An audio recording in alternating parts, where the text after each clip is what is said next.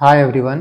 I guess कि काफ़ी लोग यूपीएससी प्री की प्रिपरेशन कर रहे होंगे और साथ ही में इन माय ओपिनियन बहुत से लोग सीएसआईआर एग्ज़ाम को भी टारगेट करेंगे। तो for all of you before we start, एक सिंपल टेस्ट है आप सबके लिए। यहाँ स्क्रीन पे आपको 3 क्वेश्चन दिख रहे होंगे। ये यूपीएससी 2023 के सीसेट का क्वेश्चन है एंड आई वांट कि आप इनको सॉल्व करो, वीडियो पॉज करके इनको सॉल्व करो। जो भी आंसर आपका आता है आप इसको कमेंट करना। देखो, कई लोग ये पूछते हैं कि क्या कंपटीशन होता है, और आपने पहले भी सुना होगा काफ़ी लोग सी सेट में फेल हो गए, सी सेट क्वालिफाई नहीं कर पाए। आपको कमेंट सेक्शन से ही पता चल जाएगा कि कितने लोग सीरियस हैं। बहुत से लोग आई नो कि क्वेश्चन अटेम्प्ट नहीं करेंगे, नॉट बिकॉज कि ये क्वेश्चन उनको आ रहा है कि नहीं आ रहा है, because they don't even care. देखो, स्ट्रेटजी वीडियो और आपको क्या करना चाहिए क्या नहीं करना चाहिए वो सब कुछ एक साइड है, but as far as C SAT is concern आपको पेन पेंसिल पेपर लेके बैठना होगा to clear C SAT. So आप लेवल ऑफ कंपटीशन देख लेना। बहुत लोग को फ़र्क नहीं पड़ेगा, बहुत लोग को फ़र्क पड़ता नहीं है जब तक बात गले तक नहीं आ जाती है। And this is the reason C SAT में इतने लोग क्वालिफाई क्यों नहीं कर पाते हैं। आपने लास्ट ईयर सुना होगा कि बहुत से लोग आईआईटी के थे, एनआईटी के थे, जिनका बैकग्राउंड मैथमेटिक्स है, वो भी क्लियर नहीं कर पाए। चाहे आप ह्यूमैनिटीज़ से हो, आर्ट्स से हो, इंजीनियरिंग बैकग्राउंड से हो, आपको सी सेट को टाइम देना पड़ेगा। तो आई होप कि आप इसका आंसर करोगे। Now let's start from the beginning. 2015 में सी सेट को क्वालिफाइंग किया गया था और 2015 का पेपर थोड़ा मैनेजेबल था, 2016 का भी मैनेजेबल था, 2017 का जो पेपर था वो कंपैरेटिवली टफ आया था। इसके बाद 2018 का पेपर जो था वो थोड़ा इजी था एज़ कम्पेयर टू 2017। 2019 में फिर थोड़ा पेपर ट्रिकी आया था, लेकिन उसके बाद जो स्ट्रिक 2020 से चलना स्टार्ट हुई है, 20 हो गया, 21, 22, 23, काफ़ी टफ पेपर आया है सी सेट का। स्पेसिफिकली हम 2023 की बात करें तो बहुत कुछ बदल गया था यहाँ पे। One of the toughest paper था ये सी सेट का। बट यहाँ पे क्वेश्चन ये आता है कि 2023 का पेपर इतना टफ क्यों था। पहले भी तो टफ आया था, बट 2023 में ऐसा क्या अलग हो गया था कि आपने देखा होगा कि आंदोलन चलने लगे थे ना। एक एनालिसिस आप करो, आप पेपर को देखो 2019 से लेके 2023 तक का, तो आप ये देख सकते हो कि 2019 में जो मैथ और डीआई के थे वो 37 क्वेश्चन आए थे, लॉजिकल रीजनिंग के 13 आए थे और आरसी के 30 आए थे। मैंने यहाँ पे परसेंटेज लिख दिया है कि 80 क्वेश्चन में से कितना परसेंट मैथ का है, कितना लॉजिकल रीजनिंग का है और कितना आरसी का है। इससे आपको ये पता चलेगा कि मान लो आप सिर्फ मैथ करके जाते हो, बाकी दोनों पोर्शन छोड़ देते हो, तब भी आप सी सेट क्वालिफाई कर लेते। यहाँ देखो 47.5% था, आपको 33% स्कोर करना होता है। यहाँ देखो 38.75% है, यहाँ 46% है, यहाँ देखो 50% है, यहाँ 46.25% है। बट ये 1-2 साल पहले तक ही था कि आप सिर्फ 1 या 2 सेक्शन को फोकस करके सी सेट क्वालिफाई कर लोगे। ये चीज़ आज के लिए वैलिड नहीं रहा, 2023 के लिए वैलिड नहीं था। 2023 में बहुत चीज़ें चेंज कर दी गई थी। Let me show you. देखो, 2023 में काफ़ी लोग सी सेट को क्वालिफाई नहीं कर पाए थे। बहुत से डिजर्विंग कैंडिडेट्स थे जिनका GS1 अच्छा गया था, but due to C SAT वो प्री क्वालिफाई नहीं कर पाए थे। बेसिकली 2 रीज़न है, पहला एटीट्यूड का है और दूसरा माइंडसेट का था। जो पेपर को लेके आपका माइंडसेट होता है ना, वो दूसरा रीज़न है। ये 2 रीज़न था 2023 के डिबैकल के लिए, और सेम यही रीज़न होगा। मैं 5-6 महीने पहले वीडियो बना रहा हूँ, बट फिर भी मैं आपको बता रहा हूँ कि ये सेम रीज़न होगा जिसकी वजह से 2024 में भी बहुत से लोग सी सेट क्वालिफाई नहीं करेंगे। सबसे पहले एटीट्यूड जो होता है कि क्वालिफाइंग ही तो है, 33% ही तो लाना है, 27-28 क्वेश्चन ही तो सॉल्व करने हैं। ये जो एटीट्यूड है ये 2015, 16, 17 तक ठीक था, बट उसके बाद बहुत चीज़ें चेंज हो गई हैं और आपको भी उस तरह चेंज होना पड़ेगा। क्या होता है कि GS1 ही इतना टफ हो जाता है और मैक्सिमम टाइम हम लोग GS1 को दे देते हैं कि GS2 सिर्फ एक खाना पूर्ति रहता है, सिर्फ आप एक फॉर्मेलिटीज़ के लिए पढ़ते हो लास्ट टाइम पे। लास्ट में क्या होता है कि आप 2022, 2021 का पेपर उठा के लगाओगे और वो क्वेश्चन आपने पहले हो सकता है कहीं देखे हों, पहले किए हों, तो एक रिस्पेक्टेबल स्कोर आ जाता है। फिर हमको वहाँ पे ये लगता है कि हमने इतना तो स्कोर कर लिया है और सी सेट निकल जाएगा। और यूपीएससी इसीलिए सी सेट को अपना एक हिडन वेपन यूज़ करती है। इवन इफ आई से कि सी सेट अब एक क्वालिफाइंग पेपर नहीं रहा है, देन ये गलत नहीं होगा। तो जो ये आपका एटीट्यूड है ना सी सेट को लेके कि सी सेट सिर्फ एक क्वालिफाइंग पेपर है, इसको आज से अभी से बिल्कुल दिमाग से निकाल दो। And the second thing is कि पेपर का जो माइंडसेट हम लोग लेके गए थे वो बैकफायर कर गया था। जो प्लान था वो पूरा उल्टा पड़ गया था, पूरा फ्लिप कर गया था। इसकी वजह से काफ़ी लोग अपने नर्व्स पे कंट्रोल रख ही नहीं पाए थे। क्या सीसेट फेयर था? नो। क्या पेपर इजी आया था? Absolutely not. पेपर बहुत टफ था, पेपर फेयर नहीं था। बट फिर भी 5-6 लाख लोगों में से 15,000 लोगों ने क्वालिफाई किया। उसके बाद 3-3,500 ने मेंस क्वालिफाई किया। And the reality is that कि काफ़ी लोग जो मेंस क्वालिफाई कर सकते थे, जो प्री क्वालिफाई कर सकते थे, बट ड्यू टू सीसेट उनका नाम लिस्ट में नहीं था। नॉर्मली हमारा प्लान क्या होता है कि जो आरसी होता है उसके लिए कोई स्पेसिफिक स्ट्रेटजी हम लोग यूज़ नहीं करते हैं। जो लॉजिकल रीजनिंग होता है वो ये सोच के चले जाते हैं कि कॉमन सेंस से हो जाएगा। बहुत से क्वेश्चन ऐसे होते हैं जहाँ पे आपको कोई फॉर्मूला लगाना नहीं पड़ेगा, आप ऑन द स्पॉट चीज़ों को डिकोड कर लेते हो। तो आरसी और एलआर तो ऐसे ही चला जाता है। बाकी जो पढ़ने वाली चीज़ें होती हैं क्वांट्स, उसमें से भी हम सिर्फ कुछ टॉपिक्स को पढ़ के जाते हैं। तो ओवरऑल जो ये प्लान था ना, यही बैकफायर कर गया। 2023 का पेपर आप देखोगे, जो क्वांट के क्वेश्चन का लेवल था वो पिछले सालों से बढ़ गए थे। तो जो ये प्लान होता है कि हम लोग आरसी और एलआर कर लेंगे, बाकी कुछ क्वेश्चन क्वांट से कर लेंगे, वो यहाँ पे फेल हो गया। इसके बाद जो एलआर था उसका वेटेज कम हो गया था। यहाँ पे आप देखो, एलआर में 15 क्वेश्चन आया था। इन 15 क्वेश्चंस में भी जो 5 क्वेश्चन थे वो डेटा सफिशिएंसी के थे। सो इफेक्टिवली एलआर के क्वेश्चन जो थे वो 9 से 10 ही थे सिर्फ। इसके पहले भी देखोगे आप, एलआर में 13-15 क्वेश्चन आए हैं, बट यहाँ पे स्पेसिफिकली एलआर पूछा गया है। यहाँ पे जो डेटा सफिशिएंसी के क्वेश्चन आए थे, जो लॉजिकल रीजनिंग के क्वेश्चन आए थे, उसमें भी मैथ लग रहा था, उसमें भी क्वांट लग रहा था। ऐसा नहीं कि वो सिंपली कोडिंग डिकोडिंग का क्वेश्चन था, वहाँ भी आप मैथ के फॉर्मूले यूज़ करते। तो इन दोनों पोर्शन का जो माइंडसेट, जो प्लान लेके गए थे, वैसे ही फेल हो गया। इसके बाद देखो आरसी आता है। नॉर्मली आरसी में आपको 27 से 28 क्वेश्चन देखने को मिलते हैं, लेकिन चेंज ये था कि ये 27 क्वेश्चन 25 पैसेज में से आया था। तो नंबर ऑफ पैसेज जो था वो बढ़ गया था। इसके पहले क्या था, 2022 में 14-15 पैसेज में से 28 क्वेश्चन आया था। तो 2023 में आपको ज़्यादा पैसेज पढ़ना पड़ता, जिसकी वजह से पेपर बहुत लेंदी हो गया था। पहले क्या था कि एक पैसेज पढ़ के उसके अंदर 3-4 क्वेश्चन सॉल्व कर लेते थे, बट 2023 में हर क्वेश्चन के लिए डिफरेंट पैसेज पढ़ना पड़ता, और द रिजल्ट इज़ पेपर लेंदी हो गया था। क्वांट की वजह से पेपर टफ हो गया था। जो लोग पहले क्वांट सेक्शन कर रहे थे वो लोग आरसी पे स्विच नहीं कर पाए, टाइम मैनेज नहीं कर पाए। और जो लोग आरसी कर रहे थे, आपको पता है कि आरसी में आप 100% एक्यूरेसी से ये नहीं बोल सकते हो कि आपका ये आंसर सही है या गलत है। आप आरसी में ही फंसे रह गए, बाकी सेक्शन में आप उतना टाइम दे ही नहीं पाए। So this is the reason कि 2023 का पेपर इतना ज़्यादा अनप्रेसिडेंटेड क्यों था, और यही रीज़न 2024 के लिए भी रहेगा। हो सकता है 2024 का पेपर बहुत ईजी आ जाए, बहुत हलवा आ जाए, बट इन माय ओपिनियन आप ये सोच के नहीं जा सकते हो कि इतना ज़्यादा आंदोलन हुआ है, इतना ज़्यादा ह्यू एंड क्राई हुआ है तो यूपीएससी 2024 का पेपर इजी कर देगी। आपके दिमाग में ये होना चाहिए कि मुझे 2024 में भी ऐसे ही क्वेश्चन टैकल करने पड़ेंगे, ऐसे ही सर्कमस्टांसेस टैकल करने पड़ेंगे जो मैं सोच के नहीं गया हूँ। हो सकता है वहाँ पे वो हो जाए, हर वो चीज़ गलत हो सकती है जो मैंने सोचा नहीं है। And this is the reason कि आपको अपना एटीट्यूड और पेपर को टैकल करने का माइंडसेट दोनों चेंज करना पड़ेगा। और नहीं चेंज कर पाए तो फिर से ये रिज़ल्ट रिपीट होगा। आप लिख के ले लो, पेपर टफ़ आया था, पेपर बहुत ज़्यादा टफ़ आया था, लेकिन उसके बियॉन्ड हमको देखना पड़ेगा, हमको जाना पड़ेगा। ऐसे पेपर के लिए, ऐसे सिचुएशन के लिए पहले से ही प्लान करना होगा। प्रॉब्लम क्या था, प्रॉब्लम कहाँ लाई करती थी, इसकी बात हमने कर ली है। Now the most important part is कि सॉल्यूशन क्या हो सकता है। सॉल्यूशन को देखने से पहले, सॉल्यूशन को एनालाइज करने से पहले, वो सॉल्यूशन फॉलो करने से पहले आप ये देखो कि पहले जो पेपर्स आए हैं, पहले जो क्वेश्चंस आए हैं, किस सेक्शन से क्वेश्चन पूछे गए हैं, कैसे क्वेश्चन पूछे गए हैं। ये आपके क्वांट और मैथ का वेटेज है। कुछ टॉपिक्स ऐसे हैं जहाँ से लगातार क्वेश्चन पूछे गए हैं।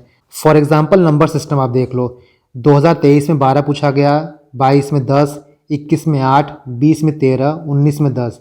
तो 10 से 12 क्वेश्चन नंबर सिस्टम से हर साल पूछे जाते हैं, और आप क्वांट करते वक्त इस टॉपिक को छोड़ के जाते हो, देन आई डोंट थिंक कि आप क्वांट की तैयारी कर रहे हो। सबसे पहले आप नंबर सिस्टम पढ़ोगे, उसके बाद देखो परसेंटेज आता है। परसेंटेज में 2023 में कोई क्वेश्चन नहीं पूछा गया था, लेकिन आप उसको बेंचमार्क रख के नहीं पढ़ोगे। उसके पहले 3 पूछा गया, 4 पूछा गया, 2 पूछा गया, 5 पूछा गया। तो दूसरा इंपॉर्टेंट टॉपिक हो गया आपका percentage. Next one is algebra. Algebra में आप देखोगे सिंपल अलजेब्रा आपसे पूछता है, सिंपल इक्वेशन पूछता है कि x की वैल्यू क्या होगी, y की वैल्यू क्या होगी।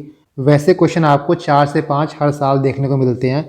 इसके बाद एक टॉपिक है परमुटेशन कॉम्बिनेशन का। यहाँ से 2023 में क्वेश्चन पूछा गया 9, उसके पहले 7 पूछा गया, फिर 3 पूछा गया था, 2 पूछा गया था, 2 पूछा गया था। तो पिछले 2 सालों में इसका जो वेटेज है बहुत ज़्यादा हो गया है। परमुटेशन कॉम्बिनेशन एक टफ चैप्टर है, इजी चैप्टर नहीं है। यहाँ पे आप कौन सा फॉर्मूला यूज़ करोगे, इसको भी डिसाइफर करने के लिए आपको पहले क्वेश्चन को डिसाइफर करना पड़ेगा कि क्वेश्चन पूछ क्या रहा है। जिनका मैथमेटिक्स बैकग्राउंड है आप उनसे पूछ सकते हो कि परमुटेशन कॉम्बिनेशन और प्रोबेबिलिटी, ये दो जो है वो one of the toughest chapter है as far as CSAT is concern, या फिर आप मैथ की बात करो तो यहाँ पे देखो इन 4 चैप्टर में से ही आपको 27-28 क्वेश्चन देखने को मिल जाएगा। लेकिन इसका मतलब ये नहीं है कि सिर्फ आप इन 4 चैप्टर को पढ़ के जाओगे। इसका मतलब ये है कि आप इन 4 चैप्टर को छोड़ के नहीं जाओगे, इनको आप प्रायोरिटी बेसिस पे कर लेना। पूरा सिलेबस देखना चाहो तो यू कैन सी, यहाँ पे पूरा सिलेबस है। मैं इस PDF को टेलीग्राम पे डाल दूंगा, आप इसको डाउनलोड कर लेना। और इन टॉपिक्स में से भी जो मोस्ट इंपॉर्टेंट टॉपिक्स है वो ये रहे। तो सबसे पहले आप इनको कंप्लीट करोगे, उसके बाद लाइन बाय लाइन यहाँ पे जाओगे। ये आपका क्वांट हो गया। नेक्स्ट आप देखो लॉजिकल रीजनिंग। लॉजिकल रीजनिंग में भी DS आया था, स्टेटमेंट कंक्लूजन आया था, सिलॉजिज्म से हर साल क्वेश्चन पूछता है, कोडिंग डिकोडिंग हो गया, सीरीज सीक्वेंस हो गया, क्लॉक एंड कैलेंडर्स हो गया। यहाँ से आपको हर साल क्वेश्चन देखने को मिलेगा। इसके बाद जो RC होता है वो तो आप पढ़ोगे। तो this is your weightage chart.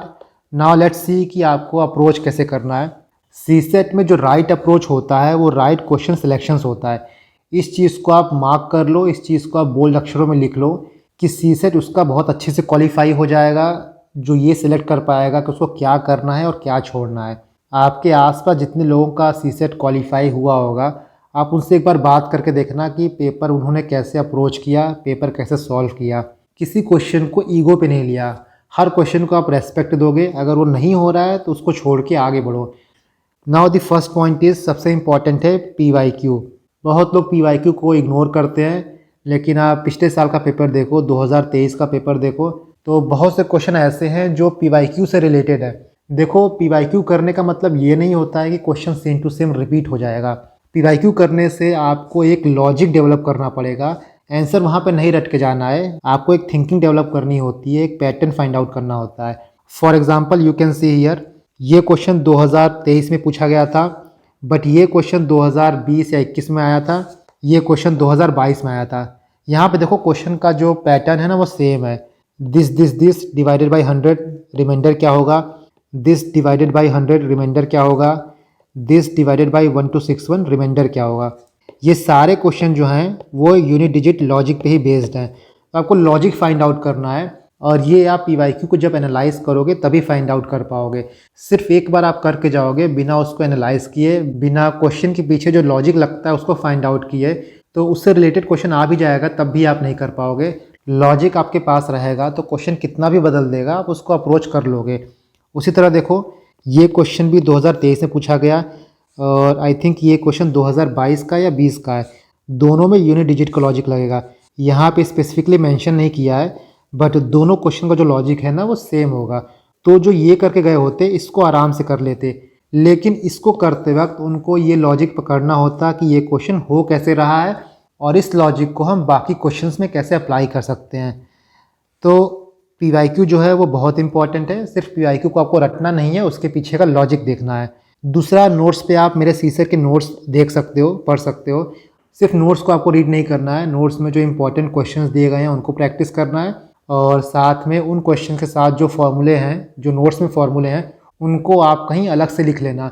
मैंने ये भी देखा है कि लास्ट में सीसेट के बहुत सी बुकलेट्स आती हैं, फॉर्मूलेस की बुकलेट्स आती हैं, और बहुत से लोग सिर्फ उसको पढ़ के जाते हैं। देखो आप उन फॉर्मूले पे बेस्ड क्वेश्चन नहीं लगाओगे तो सिर्फ आप फॉर्मूला याद करके पेपर में क्वेश्चन सॉल्व नहीं कर पाओगे। This is my CSAT notes, और आप इस नोट्स को टेलीग्राम से डाउनलोड कर सकते हो। मैं टेलीग्राम का लिंक डिस्क्रिप्शन बॉक्स में दे दूँगा। ये डिविजिबिलिटी रूल है, और यहाँ पे आप LCM SCF के क्वेश्चन देखोगे। ये क्वेश्चन नंबर सिस्टम में बहुत पूछे जाते हैं, और आपसे डायरेक्टली नहीं पूछेगा कि यहाँ पे LCM लगाओ SCF लगाओ। आपको क्वेश्चन देख के ये फाइंड आउट करना पड़ेगा कि कहाँ पे कौन सा फॉर्मूला लगाएंगे, कहाँ पे LCM लगाएंगे, कहाँ पे SCF लगाएंगे। तो मोस्ट ऑफ द चैप्टर तो आपको इस नोट्स में मिल जाएगा, जो आपको नहीं मिलेगा उसको आप अलग से पढ़ सकते हो। नेक्स्ट वन इज़, बहुत से लोग ये पूछते हैं कौन सी क्लासेस करें, कौन सी कोचिंग करें। तो यहाँ पे मैं स्पेसिफिकली कोई कोचिंग सजेस्ट नहीं करूँगा, क्योंकि सीसेट की प्रिपरेशन आप आराम से यूट्यूब से कर सकते हो। जो भी टॉपिक आपको नहीं आता है आप उसका नाम यूट्यूब पे डालो और सर्च करोगे, आपको बहुत से वीडियोस मिल जाएंगे। 2-3 वीडियोस देख के अपने कॉन्सेप्ट क्लियर करो। कॉन्सेप्ट क्लियर करने के बाद आप क्वेश्चन प्रैक्टिस करो। And the last one is, आप आज से पढ़ो, डेली 1 घंटा पढ़ो, बहुत आराम से, बहुत प्यार से सीसेट क्लियर हो जाएगा। देखो, सीसेट के लिए आई डोंट थिंक कि आपको कैट के लेवल पे जाने की ज़रूरत है। पेपर पिछली बार ऐसा आया था, उसके बाद काफ़ी लोग इमोशनल हो जाते हैं, ओवरवेलमिंग हो जाते हैं और मैं कैट की तैयारी करूँगा, मैं जीमेट की तैयारी करूँगा। उस लेवल पे आपको नहीं जाना है और उस लेवल की तैयारी आपको करनी भी नहीं है। देखो, क्वेश्चन प्रैक्टिस करने की बात रही तो आप क्वेश्चन प्रैक्टिस कहीं से भी कर सकते हो। आपको कैट का क्वेश्चन मिल रहा है, आप वहाँ से प्रैक्टिस कर लो। एसएससी का क्वेश्चन मिल रहा है, वो प्रैक्टिस कर लो।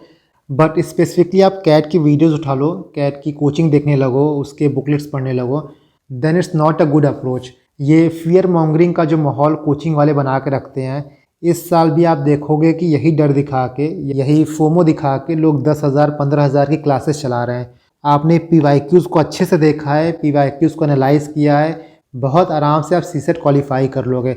बट अगर आप अपना एटीट्यूड या फिर जो पेपर को टैकल करने का माइंडसेट है उसको नहीं बदलोगे, तो फिर से आई एम टेलिंग कि लास्ट ईयर का ही रिज़ल्ट रिपीट होगा।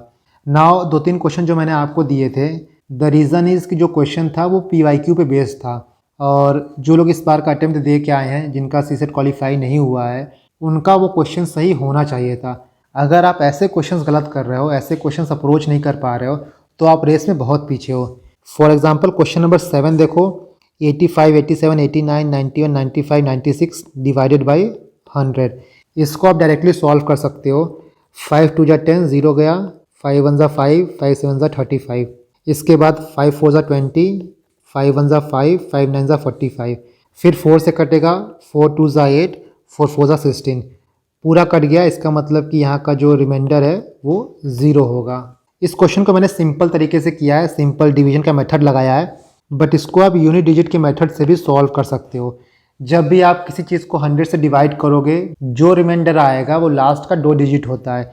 फॉर एग्जांपल आप इसको करोगे 58, यहाँ पे आप 1261 को तोड़ सकते हो कि ये किस किस का फैक्टर है। उसके बाद आप इजीली देख सकते हो कि ये डिवाइड हो रहा है कि नहीं हो रहा है। नेक्स्ट वन, क्वेश्चन नंबर 8 देखो, यहाँ पे पूछा है, इसको आप एक्सपेंड करोगे तो यूनिट डिजिट क्या आएगा। नंबर सिस्टम में जो सबसे पहला कॉन्सेप्ट पढ़ते हो उसी को यहाँ पे अप्लाई करोगे। 5 7 2 4 2 का power 9 into 7 into 5 into 3 into 1 है। तो जो यूनिट डिजिट होगा उसको निकालने के लिए हमको सिर्फ 2 से मतलब है, इससे कोई मतलब नहीं है।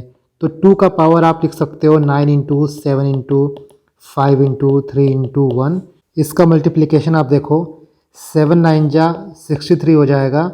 इसको 5 से मल्टीप्लाई करो, 5 3 जा 15, यहाँ पे 31 हो जाएगा। 315 इंटू 3 करो, ये आपका हो जाएगा 5 945 945।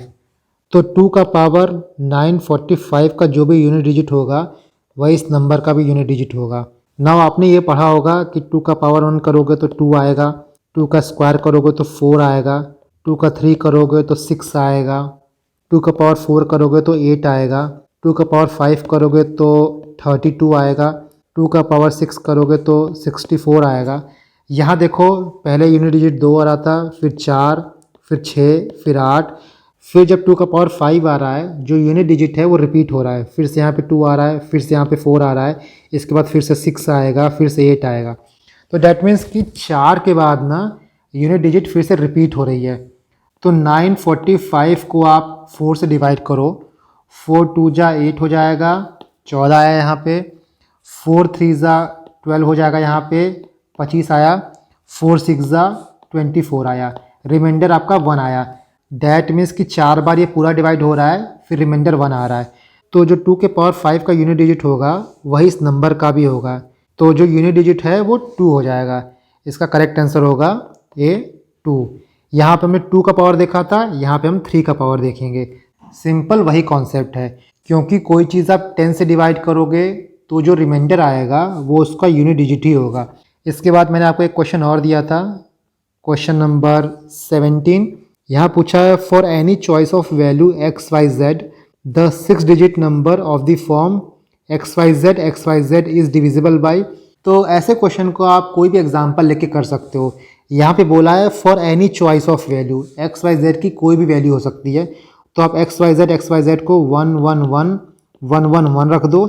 इसको आप 7 से डिवाइड करोगे पूरा डिवाइड हो जाएगा, 11 से करोगे पूरा हो जाएगा, 13 से करोगे पूरा हो जाएगा। बहुत हैवी डिवीजन नहीं है ये। 11 से डिवाइड करोगे कितना आएगा, यहाँ देखो 1 जा कटेगा, फिर 0 आएगा, फिर 1 जा कटेगा, फिर 0 आएगा, लास्ट में फिर 1 जा जाएगा, तो 1 0 1 0 1 आएगा। इसी तरह आप इसको 7 से डिवाइड करके चेक कर लो, 13 से डिवाइड करके चेक कर लो, सबसे डिवाइड हो जाएगा। तो इसका करेक्ट आंसर है डी, 7 11 13। यहाँ पे आप कोई भी नंबर ले सकते हो, यहाँ पे आप 1 2 3 भी ले सकते हो। बस आप कोई ऐसा नंबर लेना जिसको डिवाइड करना काफ़ी ईजी हो जाए। So this is the question and I hope कि आपने कमेंट किया हो, इसका आंसर किया हो। बिकॉज जैसा मैंने बोला कि इट्स नॉट अबाउट कि आपका सही आंसर आ रहा है कि नहीं आ रहा है, इट्स अबाउट कि आप अपना कंफर्ट जोन छोड़ के पेपर पेन लेके क्वेश्चन को सॉल्व करने के लिए बैठे हो कि नहीं बैठे हो। तो आई होप कि सब ने ये किया हो ना। इसके बाद आई एम थिंकिंग कि मैं 2023 का पेपर एक बार सॉल्व करके आपको दिखा देता हूँ कि जो क्वेश्चन पेपर था उसमें से इजी क्वेश्चंस को आपको कैसे चूज़ करना है, कैसे पॉइंट आउट करना है। देखो एग्ज़ाम के बाद बहुत चीज़ें आपको ईजी लगने लगती हैं, बट उस माइंडसेट को आपको एग्ज़ाम में भी लेके जाना पड़ेगा। सो आई थिंक कि दिस इज़ ऑल। मैंने नोट्स की बात कर ली, मैंने क्या अप्रोच होना चाहिए आपका उसकी बात कर ली। इसके बाद भी कोई डाउट है then you can ask in the comment section. And lastly I hope कि जो गलतियाँ पहले हुई हैं वो अभी रिपीट ना हो। अभी आपके पास बहुत टाइम है कि आप उन गलतियों को रेक्टिफाई कर सकते हो।